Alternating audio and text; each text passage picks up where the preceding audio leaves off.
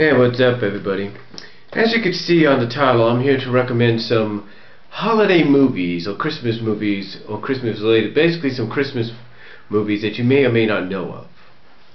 Some that are, as you can see in the description, underrated, or you might see up there that are underrated. Basically these are mostly animated, and these are some you may have heard of and you may not have heard of, and if you have heard of them you may have heard some positive if not some negative things. So let's get started with these recommendations. You might be a little surprised by what I recommend. Now, first of all, for starters, I want to start with a movie that got promoted so much back in 1999 and 2000. It's actually believe it or not, it's the first, believe it or not, by its title, it actually lives up to what it says.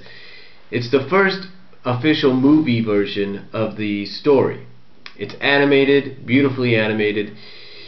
It's got great songs, great voice acting, got some talented voice actors, and it was promoted very heavily in commercials through Walmart, Target, I think. What movie am I talking about? Well, I'm talking about none other than Rudolph the Red-Nosed Reindeer, the movie. That's right. This is the movie. This is the first official, I guess you could say, movie adaptation of the story.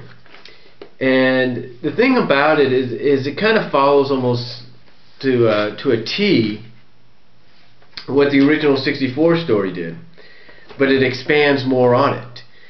And the parents are different too. Instead of Donner being the father, it's Blitzen. So, and Donner ends up being an uncle. And instead of Rudolph not being in any reindeer games when he's, well, I think 2 years old, because I think antlers kind of tell you how old you are. He, as a young kid, adolescent, he actually ends up being banned from the reindeer games as a young adult, basically. Basically, he's a late teen, if you will, basically a young adult, if you will, a late teen, when you look at it.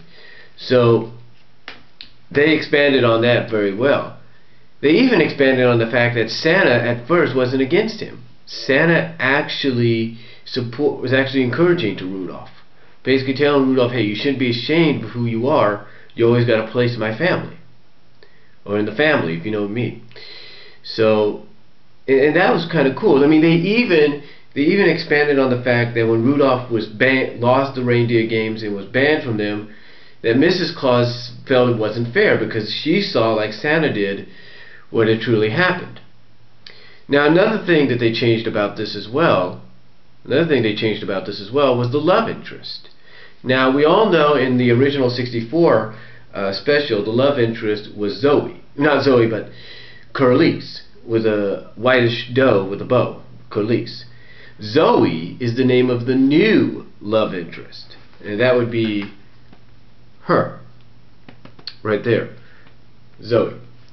And she actually, and again, they actually expanded on her role, the love interest role, a lot more, because basically here you had somebody that, just like Curly's, liked Rudolph for when they were kids, but because of the other kids making fun of him, I guess a part of her just didn't know what to do. Now again, like I said, she liked Rudolph right off the bat. You could see that. And it's even to the point that as they became older, I should say, she broke up with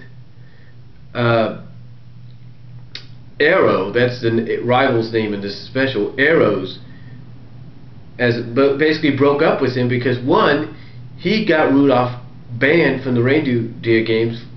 He caused Rudolph to do what he did, and two, he cheated. So there you go.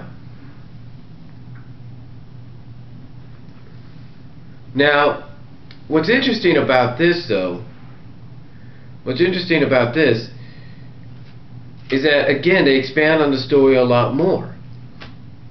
because they actually have Rudolph kind of try to develop, as he grows up, develop a control over the red nose he has. And we find out that it's part of some kind of magic that these fairies that you see that sing throughout the film, called the Sparkles. Well, I think that's what they're called. Or sprites, basically. That's what they're called. Basically, I guess through them in some way gave him this kind of power as when he was born or something. I don't know. Anyway, we see him kind of be just like in the sort of paying tribute to the original. He does befriend some characters. He portrays a sly fox at first, who's more like a loner, but has a secret and all that. About wanting a stuffed toy or something like that. Third, another one he befriends is a polar bear, and that they kind of help him along his journey. Now the villain, yes, there is a villain in the movie, her name is Stormella, and this gives us background. This actually gave us some background. I think this was one of the first. Now I'm not totally sure, but I think this was one of the first to give us an official background as to where the storm came from that Rudolph guided Santa's sleigh through. And the villain's name is Stormella. Now the voice, like I said, overall, I don't want to give too much away for those that haven't seen it, but it is a pretty good adaptation, and it's been basically underrated for the fact that some people feel it's not one of the best adaptations, but to me it really expanded the story arc, the song that inspired the story itself. It basically expanded it. So definitely I recommend, if you ever could find this, either on DVD or VHS, or heck, even possibly if there's a Blu-ray out now. I don't think there is. Definitely check it out. It's worth a watch. It's really fun to watch, and it's really a neat film when you get into it. And the voice actors and actors, the voice talent they got is tremendous too. I mean, you got John Goodman as Santa, you got Debbie Reynolds as Mrs. Claus, you got Eric Idle as the Sly Fox, I think that's who it is. You got Richard Simmons, believe it or not, in there as one of the elves. You got Bob Newhart as the polar bear. And you got, believe it or not, Whoopi Goldberg as the villainous Stormella. So definitely check it out if you can have an opportunity on that. Now another one I want to suggest, I don't have no cover of it or anything, but you can Google it. Just Google it. Just type it in Google and all that. But the movie I'm suggesting to you, it's kind of Christmas related. Let me check my time here. Okay, it's kind of Christmas related. It's David Copperfield. Now I know you're thinking, oh, the Charles Dickens story, right? Yeah, not the magician, but the Charles Dickens story. And David Copperfield, this version isn't a live action version. It's an animated version. Now I know you're thinking, well, there have been many animated versions, right? Yeah, there have been several, but this is one, I think, is one of the very first anamorphic versions. That's right, anamorphic. In other words, humanoid animals playing the roles. And it basically was released in 1993, not in theaters, mind you, but made its debut on NBC. That's right, I think it was Thanksgiving weekend, I believe. I can't really remember. That it made its debut on NBC on a Friday night. How do I remember this? Because NBC hyped the heck out of this deal. They hyped the living you-know-what out of this movie for weeks. Basically building it up to be the next Charles Dickens Christmas classic, if you will. And basically something that could stand alongside an adaptation of let's say, Disney's Mickey's Christmas Carol adaptation of A Christmas Carol.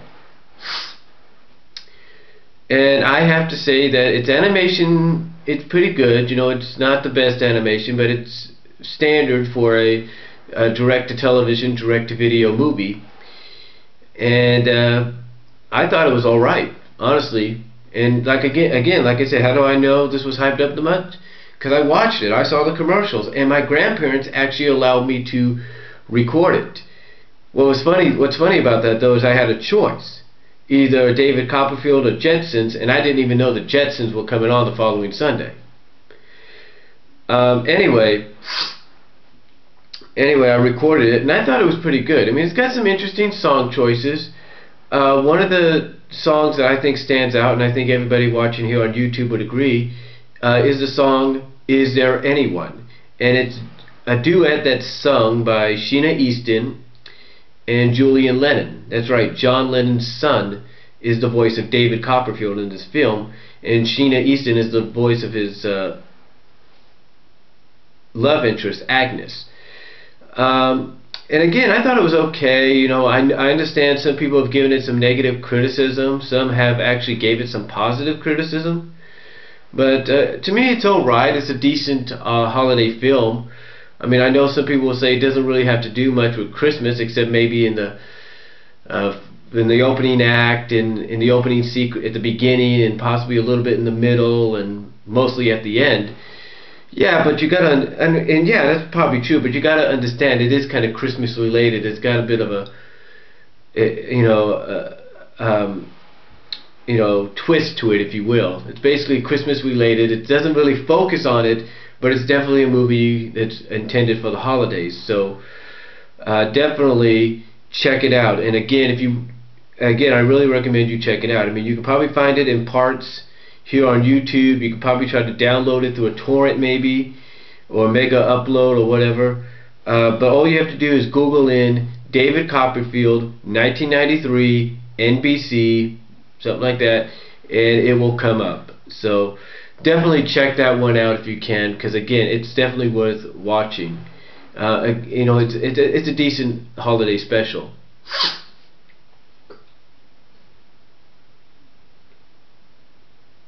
And one more to throw out to you there. Rudolph and the Island of Misfit Toys. Rudolph the Island of Misfit Toys, also released by Good Times Home Video, just like the movie was, or this was actually. But Rudolph and the Island of Misfit Toys was released, I think, about a year or two later, and it's basically a CGI sequel to the 1964 classic. And I give the people who did the computer-generated imagery a lot of credit. They definitely did their best to keep the style of the original special true to itself.